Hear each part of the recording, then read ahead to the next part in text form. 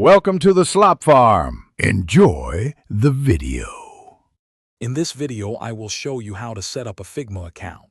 First, navigate to the Figma website. You'll find the option to sign up, which is your starting point.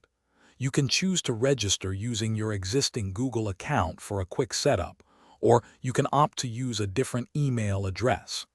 After selecting your preferred method, you'll be prompted to enter your name and agree to Figma's terms of service. It's a straightforward process that takes just a few moments to complete. Once your basic account is created, it's time to personalize your profile. Figma will ask you about your primary role, offering choices like designer, developer, or product manager. This helps tailor your experience. Next, you'll specify how you intend to use Figma, perhaps for personal projects, professional work, or educational purposes.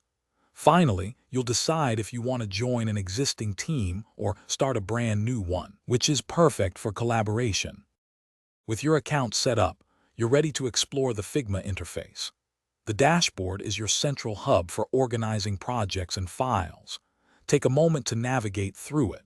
When you open a design file, you'll see the powerful design editor with its array of tools for creating and manipulating elements.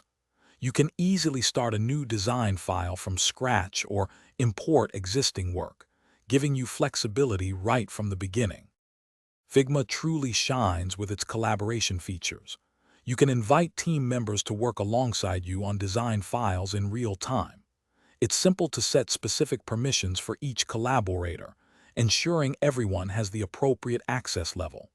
Once your designs are ready, sharing them with stakeholders for feedback is effortless. This streamlined process makes gathering input and iterating on your work incredibly efficient, fostering a collaborative environment. Thanks for watching. Consider subscribing if we helped you today.